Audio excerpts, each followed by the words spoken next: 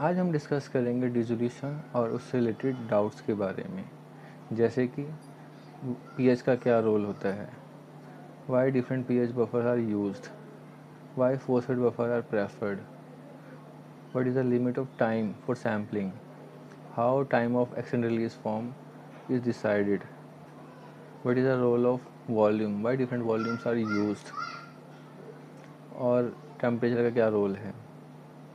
इसके अलावा हम 6 यूनिट का ही इस्तेमाल क्यों कर रहे हैं, वाई टेम्परेचर इज़ इम्पॉर्टेंट, और जो हमारी आरपीएम है, स्पीड है, उसका क्या रोल है। चलिए स्टार्ट करते हैं। सबसे पहले हम डिस्कस करते हैं पीएच के रोल के बारे में। जैसा कि हमें पता है कि स्पेसिफिक पीएच स्पेसिफिक एंजाइम को एक्टिवेट करती है और फूड को ब्रेक डाउन करने में हेल्प करती है। ठीक है, तो जैसे कि आपको पता है कि जो स्टमक है उसमें पीएच 1 से लेकर 3 के बीच में होती है, और वो पैप्सिन को एक्टिवेट करती है, जिससे प्रोटीन ब्रेक डाउन होता है और उससे साथ में बैक्टीरिया भी किल होते हैं। ठीक है, उसके बाद हमारा जो स्मॉल से साइन होती है उसमें पीएच 7 से 8 के बीच में होती है, जो क्या करता है कि जो एक्सेस ऑफ एसिड होता है उसको न्यूट्रलाइज करता है और कार्बोहाइड्रेट को और फैट को ब्रेक डाउन करता है। ठीक है, तो इसी तरह से जब हम डिसोल्यूशन लगाते हैं तो डिसोल्यूशन में भी पीएच का बहुत ही इम्पोर्टेंट रोल है। पीएच क्या करता है, it controls the solubility and the rate of dissolution in a media. तो कैसे वो मेंटेन कर रहा है, जैसे कि आपको पता होगा जो ड्रग्स होते हैं वो या तो वीक बेसिक होते हैं या वीक एसिड्स होते हैं। तो अगर वो वीक बेस होंगे तो उनके लिए हम बेसिक बफर बनाएंगे। ठीक है, और अगर वो वीक एसिड होंगे तो उनके लिए हम एसिडिक मीडिया बनाएंगे। Stable pH ensure consistent and reliable results, और इट ऑल्सो प्रिवेंट प्रेसिपिटेशन। ठीक है, एक पॉइंट आता है कि हम डिफरेंट पीएच के बफर क्यों इस्तेमाल कर रहे हैं। क्या होता है कि जो ड्रग्स हैं वो डिफरेंट पीएच पर अपनी सॉल्युबिलिटी यानी मैक्सिमम सॉल्युबिलिटी शो करते हैं। तो हमारी बॉडी में भी जो क्या कहते हैं पीएच का लेवल है वो 1 से लेकर 8 के बीच में वेरी करता है, और specific drug at specific pH पर वो डिज़ोल्व होता है। नेक्स्ट हमारा आता है कि why phosphate buffer are use in dissolution. Phosphate buffer क्या करते हैं, वो पीएच को रजिस्ट करते हैं और वो कांस्टेंट डिसोल्यूशन के लिए इम्पोर्टेंट है। पीएच को जो रजिस्ट करने की प्रॉपर्टी है उसे हम बफर कैपेसिटी भी कहते हैं। ठीक है, उसके बाद हमारा पॉइंट आता है कि आपने देखा होगा कि हम HCl को यूज़ करते हैं, 0.1 का HCl बना के डिसोल्यूशन मीडियम के लिए। कभी कभी क्या होता है डिज़ो में, आपने देखा होगा कि 1.2 पीएच का बफर यूज़ करते हैं जिसमें HCl होता है और साथ में KCl का यूज़ करते हैं।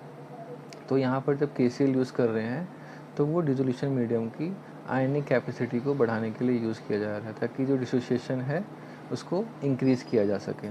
ठीक है, इसी तरह जब आपने देखा होगा डिसोल्यूशन में SLS का इस्तेमाल करते हैं, वो पुअरली सॉल्युबल ड्रग्स में यूज़ करते हैं जब हमें एक सर्फेक्टेंट की ज़रूरत होती है। ठीक है, उससे क्या होगा, उसकी सॉल्युबिलिटी इंक्रीज़ होती है और वो उनकी प्रेसिपिटेशन को भी रजिस्ट करता है। नेक्स्ट हमारा आता है रोल ऑफ टेम्परेचर। टेम्परेचर हमारा 37 प्लस माइनस 0.5 डिग्री सेल्सियस होना चाहिए। जैसे अगर टेम्परेचर इंक्रीज़ करता है तो रेट ऑफ डिसोल्यूशन भी इंक्रीज़ करता है। ठीक है, अगर माइनर भी चेंज होता है डिसोल्यूशन टेम्परेचर में तो उससे हमारी सॉल्युबिलिटी और डिसोल्यूशन रेट इम्पैक्ट होता है, और हमारे जो रिजल्ट्स हैं वो रिप्रोड्यूसिबल नहीं आते। इवन माइनर चेंजेस भी क्या कर सकते हैं, रिजल्ट्स को इम्पैक्ट कर सकते हैं और इनकंसिस्टेंट और इनकरेक्ट डिसोल्यूशन प्रोफाइल हमें दे सकते हैं। ठीक है, नेक्स्ट हमारा आता है कि डिसोल्यूशन में जो वॉल्यूम है वो कैसे डिसाइड होता है। ठीक है, जनरली क्या होता है कि जो वॉल्यूम है वो 500 ml टू 1000 ml यूज़ किए जाते हैं। ठीक है, तो डिसोल्यूशन में जो वॉल्यूम है वो क्या करता है, रिप्रेजेंट करता है सिंक कंडीशन को। सिंक कंडीशन का मतलब होता है कि जो हमारा ड्रग है, जो सॉल्यूट है, उसकी जो कंसंट्रेशन है वो इतनी कम होनी चाहिए कि उसका सैचुरेशन पॉइंट ना आए।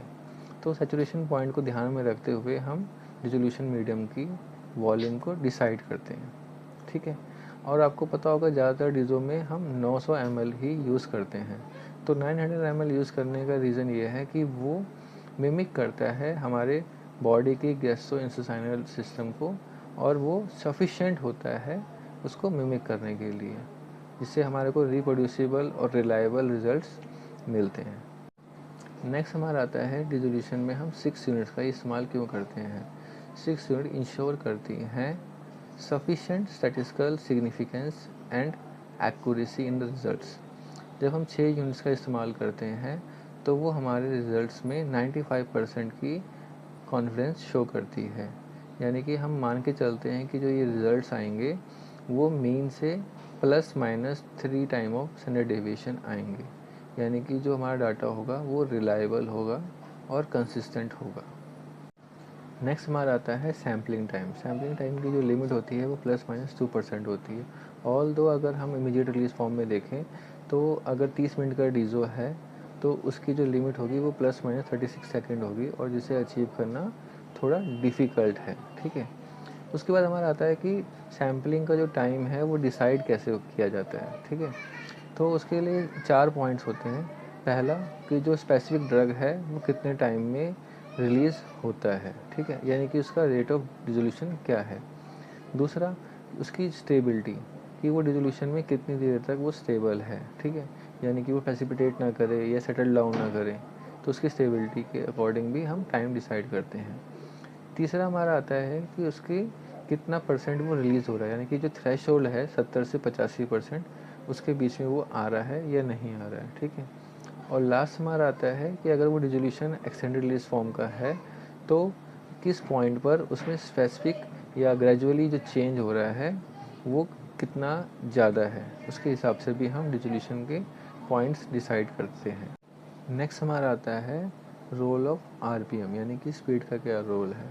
Control stirring and mixing ensure करता है कि वो जो स्पीड है वो डायरेक्टली इन्फ्लुएंस करती है डिसोल्यूशन रेट को।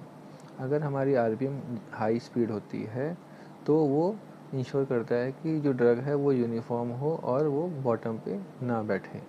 तो हम देख सकते हैं कि जब कंटिन्यूस स्टरिंग हो रही है तो वो ड्रग को यूनिफॉर्मली डिसॉल्व करता है और वो प्रिवेंट करता है कि जो हमारा ड्रग है वो उसके जो सरफेस है उसके पास एक्यूमुलेट ना करे, जिससे क्या हो सकता है कि डिसोल्यूशन का जो रेट है वो डिक्रीज़ कर जाता है, तो उसको एक्यूमुलेशन से भी वो रोकता है। इसलिए कॉन्टीन्यूस स्टरिंग यानी कि जो आरपीएम है वो कांस्टेंट आरपीएम पे ही डिसोल्यूशन होता है। लास्ट हमारा आता है एक्सटेंडेड रिलीज फॉर्म का जो प्रोफाइल है वो डिसाइड कैसे करते हैं। तो उसे डिसाइड करने के लिए हम 2 पैरामीटर होते हैं F1 और F2। F1 क्या होता है कि उसमें डिग्री ऑफ डिसिमिलैरिटी कितनी है, यानी कि जो डिसोल्यूशन हम रेफरेंस प्रोडक्ट का लगाते हैं और एक हम टेस्ट प्रोडक्ट का डिसोल्यूशन लगाते हैं, उनकी सैम्पलिंग सेम टाइम इंटरवल पर करते हैं और उसके बाद हम चेक करते हैं कि उनके डिसोल्यूशन प्रोफाइल में कितना डिफरेंस आ रहा है। तो जो डिफरेंस है वो 0 से 15 के बीच में होना चाहिए। ठीक है, और सेकंड पैरामीटर आता है F2 यानी कि सिमिलैरिटी का फैक्टर। तो सिमिलैरिटी हमारी 50 से 100 के बीच में होनी चाहिए। ठीक है, तो वो भी सेम टाइम पर हम उसको कैलकुलेट करते हैं, दोनों का रेफरेंस का और टेस्ट का सेम टाइम पे कि उनमें कितनी सिमिलैरिटी आ रही है। तो अगर हमारा F1 की वैल्यू 0 आ जाए और F2 की 100 आ जाए तो उसका मतलब है कि वो आइडेंटिकल हैं। एक्सटेंडेड रिलीज फॉर्म को उसकी प्रोफाइल डिसाइड करने के लिए 2 पॉइंट्स आते हैं कि जो हम नंबर ऑफ सैम्पलिंग कर रहे हैं वो सफिशेंट नंबर होने चाहिए, यानी कि एटलीस्ट 3 पॉइंट्स पे सैम्पलिंग करनी चाहिए जिससे उसका प्रोफाइल की शेप पता लगे। और दूसरा होता है कि हमें वो पॉइंट डिसाइड करने होते हैं जिस पर उसमें सिग्निफिकेंट चेंजेस हो रहे हों। आज के लिए इतना ही। इसके अलावा आपका डिसोल्यूशन से कोई भी सवाल हो, कोई भी इससे रिलेटेड कोई सवाल हो तो आप मुझसे कमेंट सेक्शन में पूछ सकते हैं। Thank you.